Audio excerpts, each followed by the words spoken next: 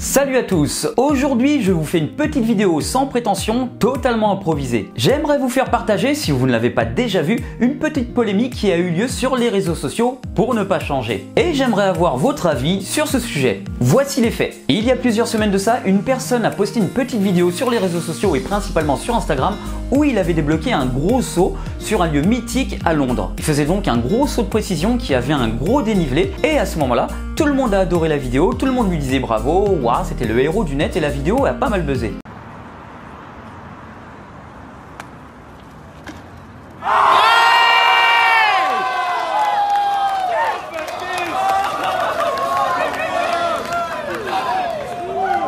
Mais quelques jours plus tard, on a vu quelques vidéos et quelques screens, quelques images, quelques photos où il avait utilisé en fait des tapis de réception pour préparer son saut. À ce moment-là, comme tout le temps sur les réseaux sociaux et sur internet, les gens ont commencé à créer des polémiques en disant c'est pas normal qu'il utilise des tapis de réception, normalement le parcours c'est le parcours, en extérieur on met pas des tapis. Donc voilà, les gens s'amusent toujours à faire les juges sur internet et les réseaux sociaux. Ils ont décidé de le fustiger sur la place publique en disant que c'était pas normal, voilà, il y a eu des insultes, il y a eu des remises en question de la discipline où ils disaient que c'est pas normal d'utiliser des tapis. Et il y a aussi eu les personnes qui disaient je vois pas ce qui est choquant d'utiliser des tapis, on a le droit de se mettre en sécurité.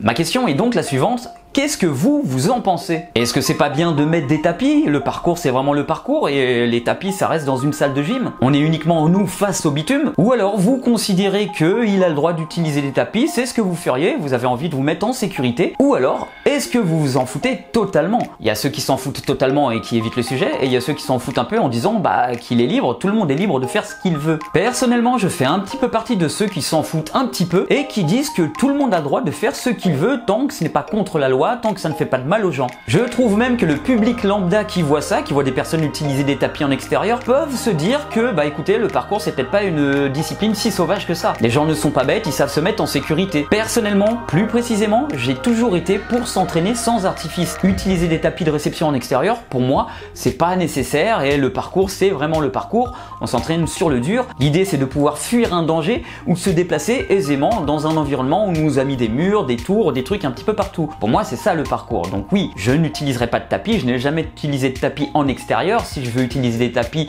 et que je veux me sécuriser principalement dans des acrobaties, parce que moi j'utilise uniquement les tapis pour les acrobaties, eh bien je vais dans un gymnase où il y a des tapis de réception et où je peux travailler en toute sécurité. Mais pour le parcours, je considère, encore une fois, c'est mon avis, qu'on doit s'entraîner en extérieur et ne pas utiliser des tapis. Mais en même temps, même si c'est mon avis, je peux comprendre que certaines personnes veulent utiliser des tapis de réception, qui veulent se mettre en sécurité.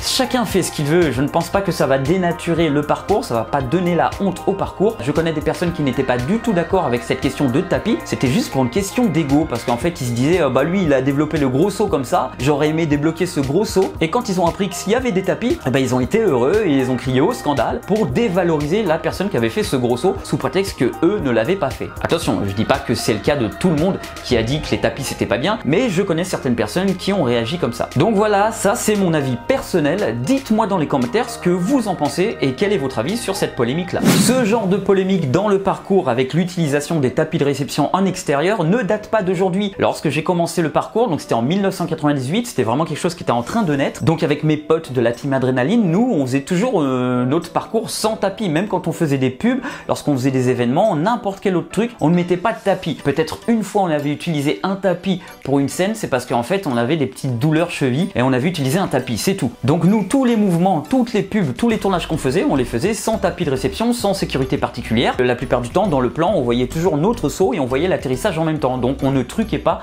les plans. Et quelques temps plus tard, on avait vu une publicité et c'était assez sympa et on se disait c'est bizarre, les sauts ont l'air vraiment étranges. En plus, c'est vraiment très haut quoi. Il y avait un cut, c'est-à-dire on voit le saut, ensuite on voit un autre plan, on les voit atterrir sur du gravier. On se posait quand même des questions. Bon, on a laissé passer le truc et de nombreuses semaines plus tard, on voit une vidéo making of de ce tournage de publicité et en fait, ils avaient utilisé non non seulement des tapis, mais ils avaient aussi utilisé des câbles pour se tracter et faire des gros sauts. À ce moment-là, nous, sur le moment, on était un petit peu choqués parce que nous, on se disait, nous, on fait vraiment nos mouvements, on se bousille, façon de parler, parce qu'on était quand même dans un entraînement où on sécurisait le plus possible et on détruisait pas trop notre corps. Mais malgré tout aussi, il y a la gravité sur Terre, même quand on fait pas de sport, on se détruit le corps. Donc forcément, même si on se sécurise dans le parcours et qu'on fait des belles roulades et des bons atterrissages, des bons amortis, on détruit quand même notre corps. Fermeture de la parenthèse. Donc à ce moment-là, on se disait que nous, on fait vraiment nos sauts, on se donne vraiment, et certains utilisent des câbles et des tapis de réception. Et on se disait, bah eux, c'est pépère, le tournage, ils vont sur le tournage, ils vont faire leur saut tranquille, ils vont pas se mettre la pression, il y a des tapis, il y a des câbles. Mais avec le temps, avec la maturité et avec l'expérience, c'est là qu'on se rend compte que sur un tournage, c'est un peu différent. On est obligé des fois d'utiliser certains artifices, certains tapis de réception, parce que non seulement on a parfois envie de préserver son corps, parce que si on fait ça tout le temps, si c'est notre passion, que ça devient notre métier, qu'on le fait souvent, et ben le corps va en souffrir un peu. Donc on a le droit des fois à certains artifices. Mais ce n'est pas la véritable raison. La véritable raison souvent